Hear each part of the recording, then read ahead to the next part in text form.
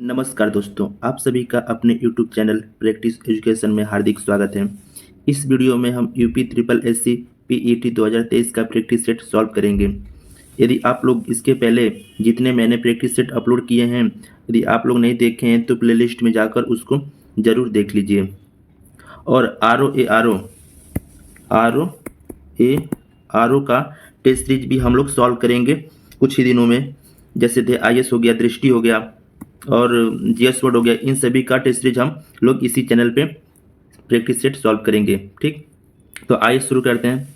पहला क्वेश्चन पहला दिया है, मोहनजोदड़ो शब्द का अर्थ क्या है। मोहनजोदड़ो शब्द का अर्थ क्या है, तो इसको क्या बोलते हैं? मृतकों का टीला। तो इसका राइट आंसर हो जाएगा माउंट ऑफ द डेड। क्या बोलेंगे? Mount of the dead. ठीक, जो सिंधु घाटी की सभ्यता थी वो कैसी सभ्यता थी? तो आप लोग कहेंगे नगरी सभ्यता। ठीक, नगरी सभ्यता थी। ठीक, मोहनजोदड़ो से ही एक क्या मिलता है? बृहद स्नानागार मिलता है। ठीक, सबसे बृहद जो स्नानागार होता है वो आपका मोहनजोदड़ो से ही मिलता है। ठीक, तो इसका राइट आंसर हो जाएगा आपका बी। नेक्स्ट, वेदों के गद्य प्रकरण क्या कहलाते हैं? जो वेदों के गद्य होते हैं उनको क्या कहते हैं? तो हम लोग उसको ब्राह्मण कहते हैं। ठीक, वेद का जो पद भाग होता है, पद भाग जो है वो किसमें होता है? पद वाला, तो ऋग्वेद। ठीक, ऋग्वेद और अथर्ववेद। ठीक, दो में पद का भाग पाया जाता है, ऋग्वेद में और अथर्ववेद में। और गद्य का पूछ देगा, गद्य, इसके पहले मैंने पद का बताया था, अब गद्य का पूछ देगा तो गद्य आपका यजुर्वेद में, यजुर्वेद का भाग होता है। ठीक, जो गद्य होता है, तो इसका राइट आंसर क्या हो जाएगा? ब्राह्मण। नेक्स्ट, ऋग्वेद में निहित गायत्री मंत्र किस देवता को समर्पित है? तो किस देवता को समर्पित है? तो आप लोग बोलेंगे सावित्री। ठीक, ये किस मंडल से लिया गया है? तो ऋग्वेद के तीसरे मंडल से। तीसरे मंडल से लिया गया है।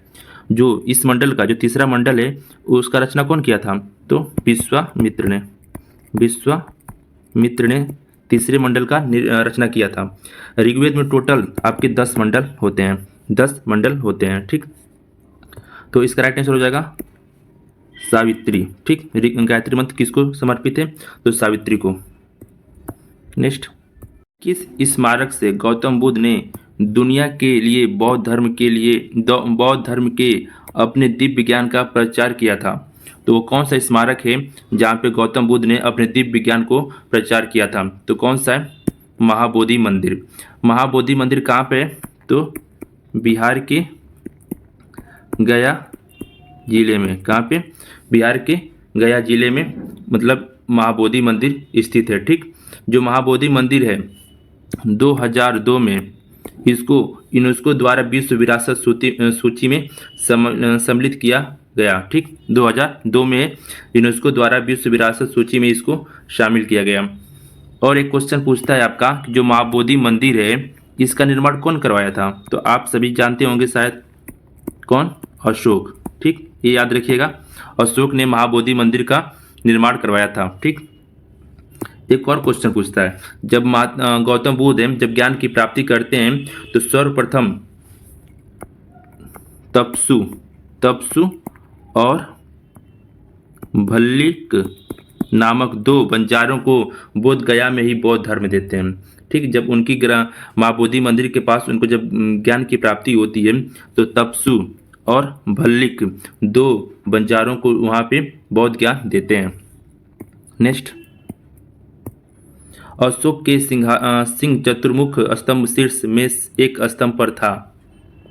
अशोक के सिंह चतुर्मुख स्तंभ शीर्ष इनमें से, मतलब जितने कन्नौज, संबल, गौतम बुद्ध नगर, सारनाथ, इनमें से कहाँ पे स्थित है? तो कहाँ पे स्थित है? सारनाथ में स्थित है। जो ये स्तंभ है इस पे क्या है? 4 सिंह है और जो उनके पीठ हैं वो सभी अपने में सटाए हुए हैं। ठीक, इस स्तंभ में 4 सिंह जो होते हैं पीठ से पीठ सटाए खड़े हुए हैं। इसे भारत सरकार द्वारा राष्ट्रीय चिन्ह के रूप में स्वीकार किया गया। ठीक, जो सारनाथ का जो स्तंभ है उसको राष्ट्रीय चिन्ह के रूप में भारत सरकार ने स्वीकार किया। ठीक, तो कहाँ पे स्थित है? तो सारनाथ में। नेक्स्ट दिया, गांधी जी ने भारत छोड़ो आंदोलन कब शुरू किया था? तो भारत छोड़ो आंदोलन कब शुरू किया था? तो 1942। यदि डेट पूछ देगा तो 9 अगस्त 1942। ठीक। और इसी आंदोलन में महात्मा गांधी ने कौन सा नारा दिया था? तो करो या मरो। ठीक, करो या मरो का नारा दिया था। नेक्स्ट 1947 में लॉर्ड माउंटबेटन द्वारा घोषित भारत और पाकिस्तान के लिए सीमा आयोग के अध्यक्ष कौन थे? तो कौन थे? पहली बात तो जो भारत और इंडिया की जो सीमा है, क्या नाम है उसका? रेड क्लिफ सीमा। ठीक, तो समझ लीजिए सिरिल रेड क्लिफ इसके अध्यक्ष थे। अध्यक्ष जो थे उन्हीं के नाम पे जो सीमा का नाम रखा गया था पाकिस्तान और इंडिया के बीच। तो इसका राइट आंसर हो जाएगा डी। नेक्स्ट, आजाद हिंद फौज किसके नेतृत्व में लड़ी? तो इसका राइट आंसर हो जाएगा सुभाष चंद्र बोस के। ठीक, गठन कब हुआ था? 1943। ठीक, आजाद हिंद फौज का जो गठन हुआ था 1943 में हुआ था। नेक्स्ट दिया आपका, आर्य समाज की स्थापना किसने की थी? तो आर्य समाज की स्थापना किसने की थी? स्वामी दयानंद सरस्वती ने की थी। कहाँ पे? तो गिर गांव। ये कहाँ पे पड़ता है? तो मुंबई में पड़ता है आपका। ठीक, जो गिर गांव में हुआ है वो मुंबई में आपका पड़ता है। और आर्य समाज की स्थापना हुई थी आपका 1875 में। नेक्स्ट, महात्मा गांधी ने भारतीय राष्ट्रीय कांग्रेस के निम्नलिखित सत्रों में से किसकी अध्यक्षता की थी? तो किसकी? तो बेलगांव की अध्यक्षता की थी 1924 में। तो इसका राइट आंसर हो जाएगा 1924, बेलगांव में अध्यक्षता की थी। और पूछ दिया कौन सा अधिवेशन था? तो आप बताएंगे 40वां अधिवेशन था। नेक्स्ट, भारत का सबसे दक्षिणी छोर कौन सा है? दक्षिणी छोर पूछा है तो कौन सा है? इंदिरा पॉइंट। ठीक, इंदिरा पॉइंट आपका सबसे दक्षिणी छोर है। उत्तरी पूछ देगा तो आप क्या बताएंगे? इंदिरा कॉल। और पूर्वी सबसे तो किबिथु। क्या है? किबिथु। ठीक, किबिथु। और पश्चिमी सबसे पूछ देगा तो गुहार मोती। ठीक, तो इसका पूछा दक्षिणी तो आपको हो जाएगा इंदिरा पॉइंट। ठीक। नेक्स्ट, केरल में स्थित सर्वोच्च पर्वत चोटी का नाम बताइए। क्या पूछा है? सर्वोच्च चोटी कहाँ का? तो केरल का। तो कौन सा? इसके पिछले प्रैक्टिस सेट में ये क्वेश्चन बताए थे हम। तो कौन सा इसका राइट आंसर हो जाएगा? तो अन्नामुडी की जो ऊंचाई है 2695 यानी 2695 मीटर इसकी ऊंचाई है। ये आपका केरल में पाया जाता है अन्नामुडी। नेक्स्ट, उक्काई बांध भारत के निम्नलिखित में से किस राज्य में है? कौन सा बांध? उक्काई बांध भारत के किस राज्य में? उस राज्य का दूसरा सबसे बड़ा बांध है। तो कहाँ पे है? तो आपका गुजरात में। ठीक, जो उक्काई बांध है आपका गुजरात में। किस नदी पे है? तो नदी आपकी ताप्ती नदी हो जाएगी। ठीक, ताप्ती नदी पे उक्काई बांध स्थित है। नेक्स्ट, भारत की उच्चतम वार्षिक वर्षा कहाँ पर दर्ज की गई है? तो कहाँ पे? मासिनराम मेघालय। ठीक, जो मासिनराम है आपका मेघालय में है, वहाँ पे सबसे अधिक वर्षा होती है। नेक्स्ट, सीमेंट का उत्पादन करने में भारत का विश्व में कौन सा स्थान है? सीमेंट उत्पादन करने में जो भारत है वो किस स्थान पे है? तो दूसरे पे है। पहले पे कौन है? तो पहले पे आपका चीन है, दूसरे पे भारत है और आपका तीसरे पे जापान। ठीक, सीमेंट उत्पादन करने में। ठीक, चीन, भारत और जापान। नेक्स्ट, आय जो जमा है और उसका विनियोग नहीं है उसे क्या कहा जाता है? आय जो जमा है और उसका विनियोग नहीं है उसे क्या कहते हैं? तो जमा पूंजी कहते हैं। ठीक। नेक्स्ट दिया है, भारत में पंचवर्षीय योजना की शुरुआत निम्नलिखित में से किस भूमिका को देखते हुए की गई थी? पंचवर्षीय योजना किस भूमिका को देखते हुए की गई थी? तो किसको? सामाजिक अर्थव्यवस्था को देखते हुए पंचवर्षीय योजना आई थी। नेक्स्ट, सामुदायिक विकास कार्यक्रम एक संपूर्ण विकास है। सामुदायिक विकास कार्यक्रम एक संपूर्ण विकास है। जो सामुदायिक विकास क्रम है इसका शुरुआत कब हुआ था? तो 1952 में। ठीक, 1952 में इसकी शुरुआत हुई थी। और 21 पंचवर्षीय योजना के तहत लाया गया था। तो प्रथम पंचवर्षीय योजना के तहत सामुदायिक विकास कार्यक्रम को लाया गया था। तो इसका राइट आंसर हो जाएगा पी, कमजोर वर्ग का। ठीक, कमजोर वर्ग का एक विकास है, सामुदायिक विकास जो है कमजोर वर्गों का है। ठीक, नहीं सॉरी, इसका राइट आंसर ये नहीं होगा। जो सामुदायिक विकास कार्यक्रम में एक संपूर्ण विकास है, क्या पूछा, एक संपूर्ण विकास है, तो किस क्षेत्र के लिए, तो हम बताएंगे ग्रामीण क्षेत्र के लिए। ठीक, तो 18 का आपका सी हो जाएगा। नेक्स्ट, निम्नलिखित उद्योगों में कौन सा एक सार्वजनिक क्षेत्र का सबसे विकसित उद्योग है। उद्योग में से कौन सा एक सार्वजनिक क्षेत्र का सबसे विकसित उद्योग है, तो कौन सा है, तो 19 का चीनी। हाँ, चीनी उद्योग जो है सबसे विकसित उद्योग है, तो इसका हो जाएगा बी।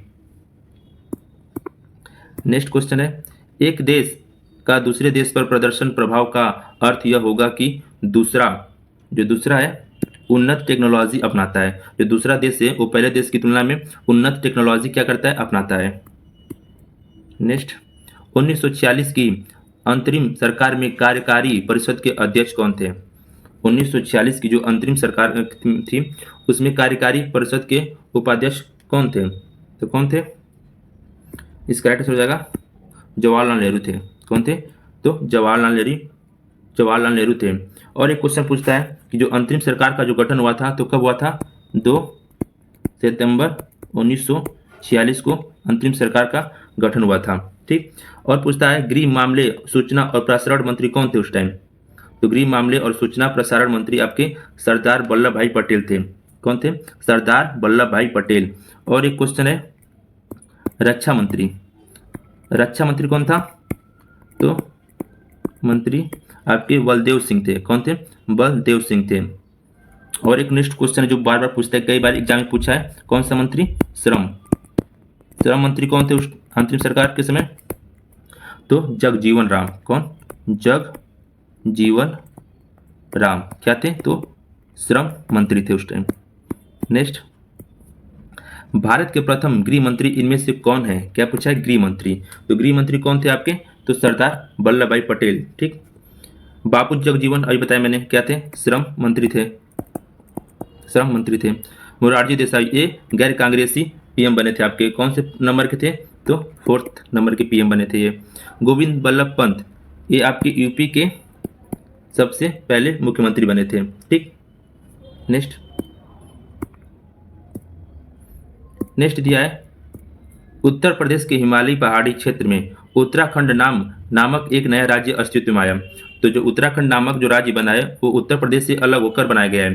तो उसका अस्तित्व कब आया था उत्तराखंड का, तो आया था आपका 9 नवंबर 2002 को। ठीक, 9 नवंबर 2002 को कौन सा राज्य बना था, तो 27वां राज्य के रूप में उत्तराखंड बनाया गया था। ठीक,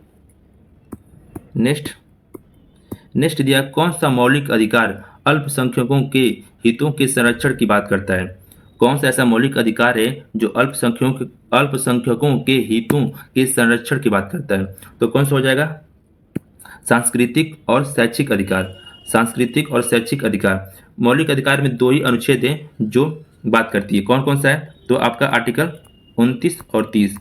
29 में क्या कहा गया है, जो 29 में अल्पसंख्यकों के हितों की सुरक्षा की बात कहा गया है, और 30 में शैक्षणिक संस्थाओं की स्थापना। ठीक, तो इसका राइट आंसर हो जाएगा सांस्कृतिक और शैक्षिक अधिकार अल्पसंख्यकों के हितों के संरक्षण की बात करता है।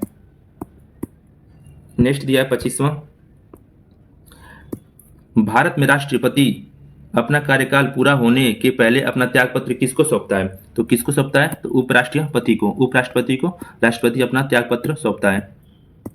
नेक्स्ट, चुंबकीय प्रेरण का एसआई मात्रक है किसका, चुंबकीय प्रेरण का एसआई मात्रक क्या है, तो आपका टेस्ला। क्या है, टेस्ला आपका चुंबकीय प्रेरण का एसआई मात्रक है। नेक्स्ट दिया है, किसी संगीत यंत्र की ध्वनि तीव्रता मापी जाती है, तो किससे मापी जाती है, तो डेसिबल से। ठीक, किससे, डेसिबल से मापी जाती है। म्यू ये किसका मात्रक है, तो आप बताएंगे चालक की, किसकी, चालकता की। और आपका हेनरी आपका किसका है, स्वप्रेरण का। लक्स जो होता है प्रदोपन की ये मात्रा है। ठीक, जो लक्ष्य है आपका प्रोद्योपन की मात्रा है, म्यो जो है चालकता की मात्रा है, और स्वप्रेरण की हेनरी। ठीक, ये तो इसका राइट आंसर हो जाएगा आपका decibel. Next, protium protium deuterium और ट्राइटियम को निम्नलिखित में से किसकी श्रेणी में रखा गया है? तो किसकी श्रेणी में रखा गया है तो आप बताएंगे 28 का ए आइसोटोप। आइसोटोप की श्रेणी में प्रोटियम ड्यूटेरियम और ट्राइटियम को रखा गया है। नेक्स्ट, पर्याप्त मात्रा में कार्बोहाइड्रेट प्राप्त करने के लिए व्यक्ति को पर्याप्त मात्रा में क्या खाना चाहिए? तो चावल। इसका राइट आंसर हो जाएगा बी, चावल खाना चाहिए। नेक्स्ट, दो या दो से अधिक लोकाय के एलीलों के बीच अंतःक्रिया को इस प्रकार जाना जाता है। तो किस प्रकार से जाना जाता है? तो इसका हो जाएगा एपिस्टासिस। एपिस्टासिस के नाम से, या बीच की जो अंतःक्रिया है इस नाम से जाना जाता है। किसके किसके? लोकाय के एलीलों के बीच अंतःक्रिया के इस प्रकार जाना जाता है, तो एपिस्टासिस के नाम से। नेक्स्ट, निम्न में से कौन सा उत्तर प्रदेश का शास्त्रीय नृत्य है? यूपी का कौन सा शास्त्रीय नृत्य है? तो कौन सा है? कथक। कौन सा है? कथक।